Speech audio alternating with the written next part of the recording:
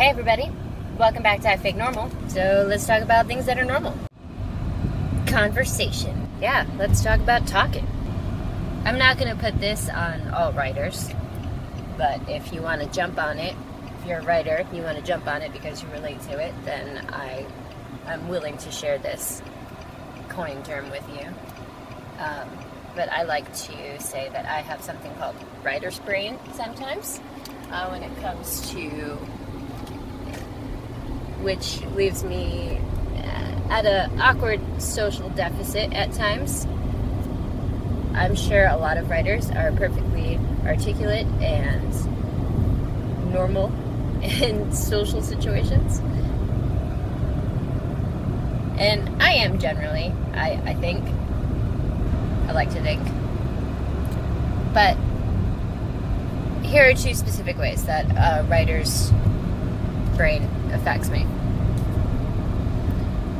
In conversation, sometimes I have half of the conversation in my head and then blurt out something that seems completely random to everyone else. They missed all of the connections and things that happened in my brain and all of the answers and replies, and then I just came out with something about clownfish, and they're like, we were talking about a music festival. I have no idea why you jumped to clownfish so quickly. Leaves them a little baffled, leaves them a little confused. Then I have to try to explain, or I don't feel like explaining, and so I just leave it at the awkwardness. They're either going to pick up the clownfish conversation or they're just going to ignore it, and I'll let either of those two things play out, because life is one of those choose your own adventures, and then sometimes writer's brain affects me specifically when I'm in a confrontational situation. I'm not a very confrontational person. I'm not afraid of confrontation. But arguing is not something I enjoy doing. I think it's a waste of energy. If you want to have a conversation, if you want to talk about something, if you want to work through a problem, sure. But if you're going to raise your voice, if you're going to project emotions onto me, then let's skip it. So, but this is not normal. Most people need to have these heated emotional expressions. And so,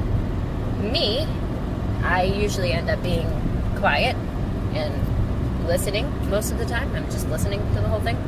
And I say very little.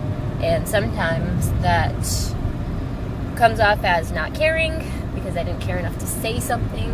Sometimes that comes off as infuriating, because they're putting in all of this emotion and I'm sort of sitting there just listening, not saying anything back. But it's not really what's happening. I am affected by the writer's brain. I have the response in my head. I already thought about what the potential outcome of it is, and I'm not going to say it. Or I have the first draft of what I want to say in my head, and you're speaking too fast for me to edit it in time. And like one of those video games where you have to choose a response in a certain amount of time, a little timer runs out, and I'm like, well, okay, guess no response is my response.